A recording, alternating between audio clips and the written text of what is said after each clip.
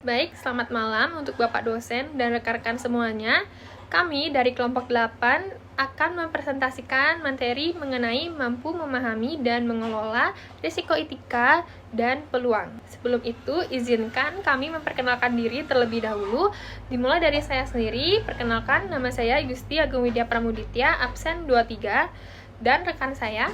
Perkenalkan, nama saya Iputu Andi Marika Putra, nomor absen 15. Baik, materi pertama akan dijelaskan oleh Andika. Waktu dan tempat dipersilakan. Baik, di sini saya akan menjelaskan materi yang pertama, yaitu tentang identifikasi risiko etika dan peluang dalam penilaian risiko perusahaan. Dalam dunia bisnis, penilaian risiko perusahaan adalah proses penting untuk memahami, menganalisis, dan mengelola berbagai risiko yang mempengaruhi operasional dan reputasi perusahaan. Salah satu aspek yang harus diperhatikan dalam penilaian risiko adalah risiko etika, yang berkaitan dengan standar moral dan kepatuhan terhadap hukum serta norma sosial. Selain itu, dari identifikasi risiko, perusahaan juga dapat menemukan peluang yang harus dimanfaatkan untuk meningkatkan kinerja dan daya saing bisnisnya. Pertama, ada identifikasi risiko etika dalam perusahaan. Risiko etika adalah potensi masalah yang muncul akibat pelanggaran norma moral, regulasi, atau prinsip bisnis yang bertanggung jawab. Beberapa contoh risiko etika yang umumnya terjadi pada perusahaan, yang antara lain, yang pertama ada korupsi dan suap, yaitu risiko muncul ketika ada praktik korupsi atau penyuapan untuk gratifikasi yang dapat merusak integritas dan menimbulkan sanksi hukum. Yang kedua, ada pelanggaran privasi dan keamanan data, yaitu penyalahgunaan data, pelanggaran atau kebocoran informasi rahasia yang dapat merusak kepercayaan dan reputasi perusahaan. Yang ketiga, ada eksploitasi tenaga kerja, yaitu memberikan upah yang tidak layak atau kondisi kerja yang buruk atau praktek kerja paksa dan menimbulkan masalah hukum dan sosial. Yang keempat, ada greenwashing atau pemalsuan komitmen lingkungan, yaitu mengklaim bahwa produk atau bisnis ramah lingkungan padahal sebenarnya tidak, dapat merusak kepercayaan pelanggan dan reputasi perusahaan. Yang kelima, ada pelanggaran konsumen, yaitu menjual produk yang menyesatkan, berbahaya, atau tidak sesuai standar keselamatan, bisa berdampak bagi kepercayaan pelanggan dan menimbulkan tuntutan hukum. Cara mengidentifikasi risiko etika, yang pertama ada audit internal dan eksternal. Yang kedua, ada survei kepuasan karyawan dan pelanggan. Yang ketiga, ada menerapkan kebijakan whistleblower. Kedua, identifikasi peluang dalam pilihan risiko. Selain mengidentifikasi dan mengelola risiko, perusahaan juga dapat menemukan peluang yang dimanfaatkan untuk meningkatkan keberlanjutan dan daya saing bisnisnya. Yang pertama, ada peningkatan reputasi dan kepercayaan publik. Yang kedua, ada keunggulan kompetitif melalui kepatuhan hukum. Yang ketiga, ada inovasi produk dan layanan yang lebih bertanggung jawab. Yang keempat, ada efisiensi operasional dan pencegahan kerugian. Yang kelima, ada daya tarik bagi investor dan mitra bisnis.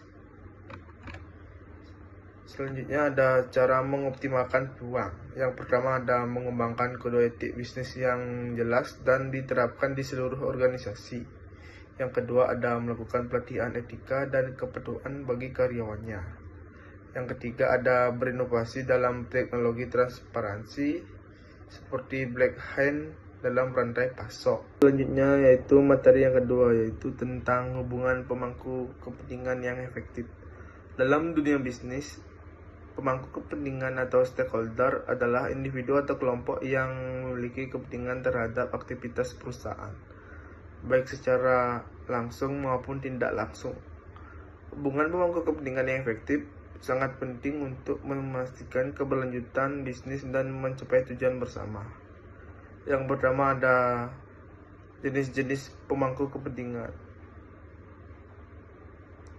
yaitu pemangku kepentingan internal, yang berada dalam perusahaan, seperti 1. Karyawan, yang kedua ada manajemen, yang ketiga ada pemegang saham, yang kedua ada pemangku kepentingan eksternal yang berada dalam luar perusahaan, yang pertama ada pelanggan, yang kedua ada pemasok, yang ketiga ada pemerintah, yang keempat ada masyarakat. Selanjutnya yaitu cara membangun hubungan pemangku kepentingan yang efektif. Agar hubungan dengan pemangku kepentingan berjalan efektif, perusahaan harus 1. Memahami kebutuhan dan kepentingan mereka. Yang kedua ada membangun komunikasi yang transparan. Yang ketiga ada melibatkan pemangku kepentingan dalam pengambilan keputusan. Yang keempat ada menjaga kepatuhan dan tanggung jawab sosial.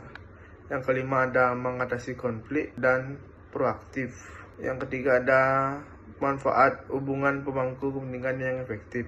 Membangun hubungan yang baik dengan pemangku kepentingan memberikan berbagai manfaat, antara lain yang pertama ada meningkatkan reputasi dan citra perusahaan, yang kedua ada meningkatkan loyalitas dan kepuasan, yang ketiga ada meningkatkan efisiensi dan stabilitas operasional, yang keempat ada mencegah konflik dan mengurangi risiko hukum, yang kelima ada menarik investor dan meningkatkan keuntungan mereka. Sekian dari presentasi saya, akan dilanjutkan oleh teman saya. Di selanjutnya akan dijelaskan oleh saya sendiri, pengertian etika di tempat kerja. Etika di tempat kerja mengacu pada prinsip dan standar moral yang mengatur perilaku individu dalam lingkungan kerja. Etika kerja mencerminkan nilai-nilai dasar yang mendukung interaksi profesional, tanggung jawab, dan integritas dalam dunia kerja. Adapun beberapa aspek penting etika di tempat kerja yaitu integritas. Jadi integritas ini seperti menjaga kejujuran dan konsistensi dalam tindakan serta keputusan yang diambil. Kedua, profesionalisme.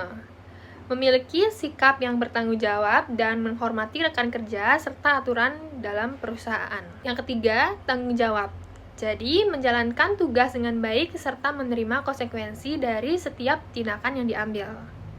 Dan yang keempat itu keadilan, seperti bersikap adil dan tidak melakukan diskriminasi terhadap rekan kerja ataupun rekan kerja satu sama lainnya. Terakhir, yang kelima itu kepatuhan terhadap aturan. Jadi mengikuti kode etik perusahaan serta regulasi yang berlaku dalam dunia kerja. Selanjutnya itu ada penerapan etika di tempat kerja. Ada 3 penerapan. Yang pertama itu menjaga komunikasi yang baik dengan rekan kerja. Yang kedua, menghormati perbedaan dan keberagaman di lingkungan kerja. Yang ketiga, menghindari tindakan yang tidak etis seperti korupsi dan penyalahgunaan wewenang. Nah, selanjutnya dampak positif etika di tempat kerja. Yang pertama, meningkatkan loyalitas dan kepuasan kerja karyawan. Yang kedua, menciptakan lingkungan kerja yang sehat dan kondusif. Ketiga, memperkuat reputasi perusahaan di mata masyarakat dan stakeholder. Materi selanjutnya yaitu manajemen krisis. Apa sih itu manajemen krisis? Nah, manajemen krisis adalah serangkaian tindakan yang dilakukan untuk mengidentifikasi, menangani, dan memulihkan situasi yang dapat membahayakan organisasi atau individu. Adapun 4 tahapan manajemen krisis. Yang pertama, identifikasi krisis, seperti mengenali tanda-tanda awal sebelum krisis itu terjadi. Kedua, perencanaan dan persiapan. Nah, menyusun strategi untuk menghadapi potensi krisis. Ketiga, tanggap darurat, seperti mengambil tindakan cepat untuk mengurangi dampak negatif. Yang keempat, pemulihan dan evaluasi, seperti memulihkan operasional organisasi, serta mengevaluasi penyebab dan penanganan krisis untuk perbaikan di masa depan. Nah, yang terakhir itu ada tentang strategi dalam manajemen krisis. Ada 3, yaitu komunikasi yang transparan. Yang pertama itu informasi yang transparan, memberikan informasi yang jelas dan akurat pada publik. Yang kedua, tim manajemen krisis yang solid. Jadi, membentuk tim yang terlatih dalam menangani situasi yang darurat. Yang terakhir, yang ketiga, evaluasi dan pembelajaran. Menggunakan pengalaman dan krisis sebelumnya untuk memperbaiki strategi di masa depan. Baik, sekian dari pemaparan presentasi di kelompok 8. Kami buka sesi tanya jawab dan tanggapan di kolom komentar. Jika ada kesalahan kata dalam presentasi kami, mohon dimaafkan. Saya ucapkan terima kasih dan selamat malam.